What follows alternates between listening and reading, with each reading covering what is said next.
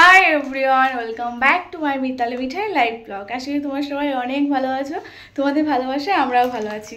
কালকে রাতে এই ফুলটা নিয়ে এসেছিলাম, ভাবলাম আজকের ব্লগটা ফুল দিয়ে শুরু করি। সুন্দর একটা দিন, সুন্দর একটা সময় তোমাদের সাথে আমি শেয়ার করেছিলাম কালকে, তো আজকে সুন্দরভাবে আবার ব্লগটাও শুরু করলাম।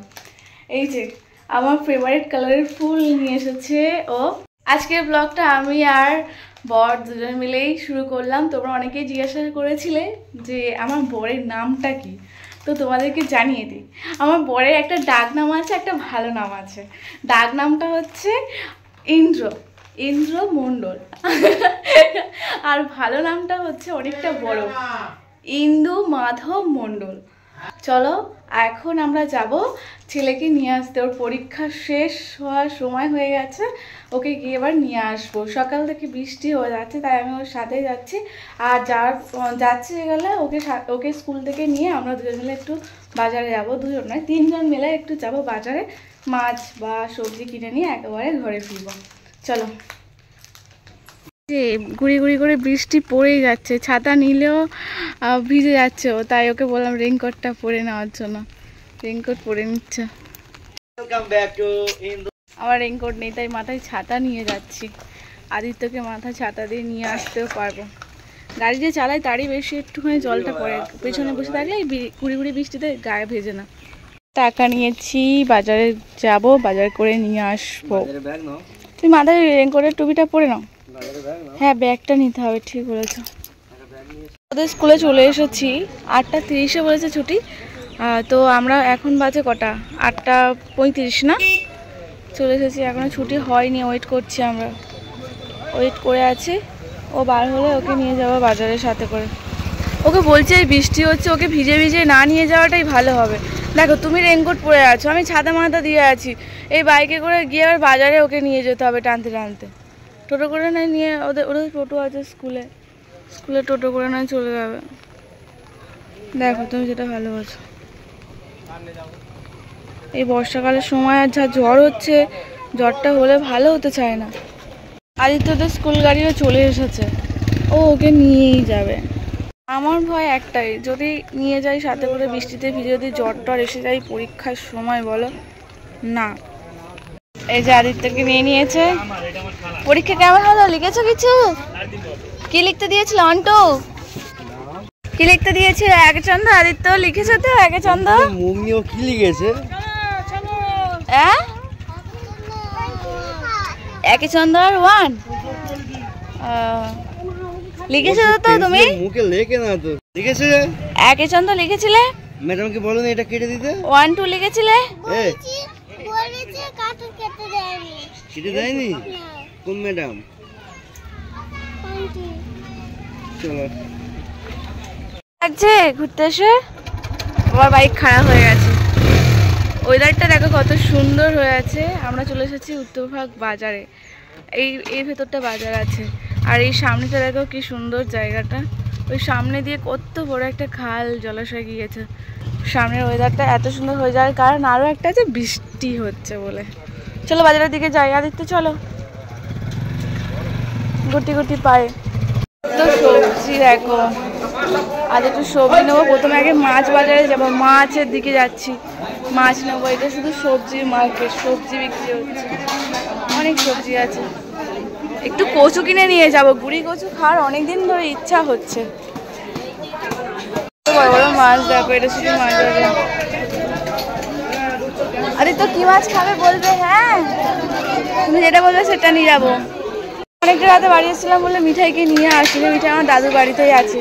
আর সব থেকে বড় কথা, বৃষ্টি হচ্ছে বলে মিঠাইকে সাথে করে নিয়ে আসিনি। মাছ নেবো, তুমি বলছিলে মাংস নেবে, মাংস খেতে হবে না, মাছ নেওয়া চলে। মাংস তাহলে নিয়ে আরে মাছ নেওয়া চলে। এই মাছটা নেবো, এটাও খুব ভালোবাসে খেতে। নোনা মাছ নিতে, ফিতে মাছটাও নেওয়ার ইচ্ছা ছিল, এটা নেবো। অনেক মাছ আছে, অনেক। গুরু কচু কত করে? গুরু কচু কত করে? গুরু কচু কত করে? 30 টাকা কিলো। 500 দাও। টমেটো থাকলে ভালো হবে, টমেটোটা একসাথে নিয়ে নিতাম। টমেটো আর শসা।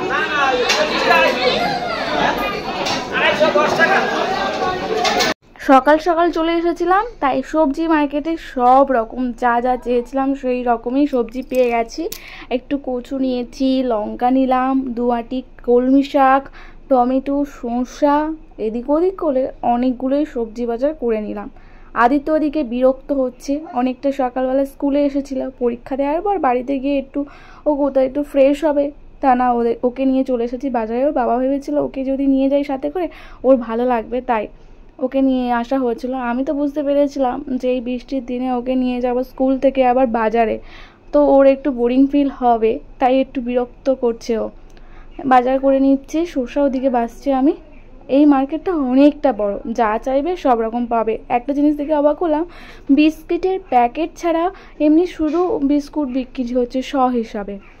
ওখানে দেখলাম, দেখে নিয়ে আদা রসুন নিয়ে নিয়েছি।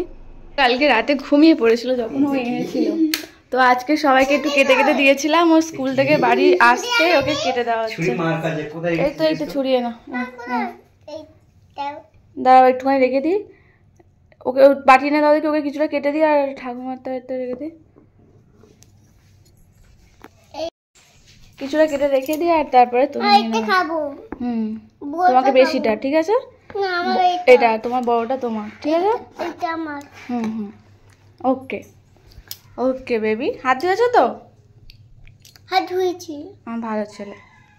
বাজার থেকে ফিরে এলাম, এসে এই বাজারগুলো গোছাচ্ছি। এই মাছ নিয়েছি, একটু মাংস নিয়েছি, আর সাথে 2 আঁটি শাক নিয়েছি, কলমি শাক, যেটা আমি পেঁয়াজ কাঁচা লঙ্কা দিয়ে ভাজবো। 100 টাকা শ নিল, আর 2 দিন আগে বলছিল 200 টাকা শ বলো। কাঁচা লঙ্কা 150 টাকা, 15 টাকা শ নিল, 150 টাকা কেজি, 150 টাকা কেজি।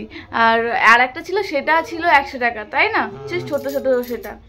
তো ও মুড়ি খাবো বলে মুড়ির জোগাড়টা করছে। 2টো তেলে ভাজা কিনে নিয়ে এসেছি, টমেটো আর শসা, পেঁয়াজ কাঁচা লঙ্কা কেটে মুড়ি রেডি করছে।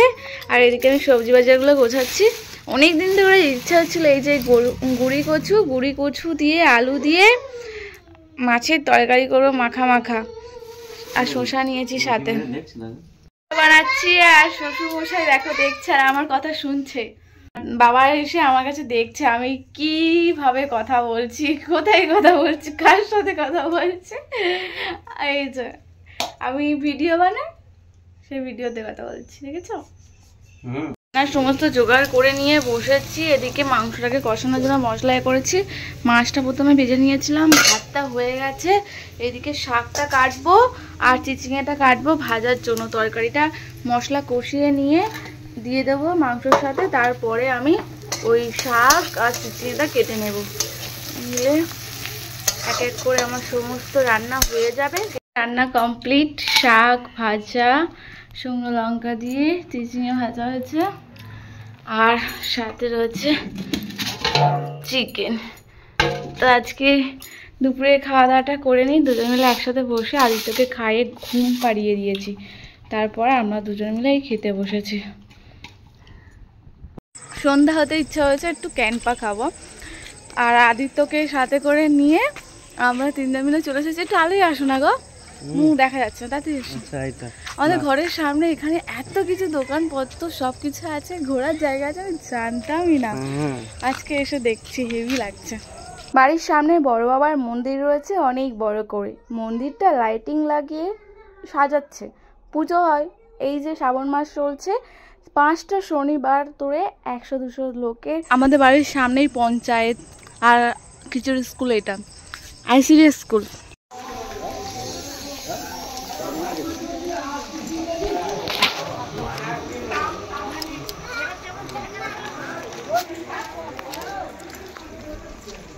জামা কাপড় কিনতে হলে অনেক দূর যেতে হবে না, বাড়ির সামনে 4-5টা দোকান, যখন ইচ্ছে চলে আসবো।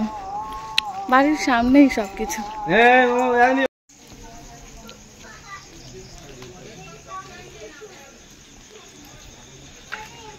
আবার বৃষ্টি শুরু হয়ে গেল। রাতে খাওয়া দাওয়া করে নিলাম আমরা। দুপুরে যা রান্না করেছিলাম, বেলায় তো রান্না করেছিলাম, তাই রাতে সেই খাবারই খেয়ে নিয়েছি, ভাত তরকারি সমস্তটা। আজ তাড়াতাড়ি খাওয়া দাওয়া করে নিয়েছি। ওদিকে আদিত্য ঘুমিয়ে পড়েছে। আজকের ব্লগটা এখানেই শেষ করব। কি হলো, মাথা চুলকাচ্ছে কেন? মাথা চুলকাচ্ছে বৃষ্টি হচ্ছে আজকে, সারা দিনটা নিম্নচাপের মতো বৃষ্টি হয়ে গেল। এমনিতেই এই কয়েকদিন বর্ষাকালে তারপরে এই আজকে এত বৃষ্টি হয়েছে আমি কাজে যেতে পারিনি। সকাল থেকে খুব বৃষ্টি হচ্ছিল, আর 2-3 দিন পর ভিজে ভিজে কাজ করেছে, ভিজে ভিজে গিয়েছে কাজে।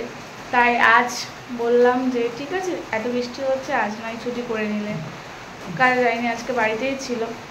আজকে ব্লগটা তাহলে এখানেই শেষ করছি, অনেকটাই রাত হলো। তোমাদের সবাইকে শুভরাত্রি জানিয়ে ব্লগটা শেষ করি।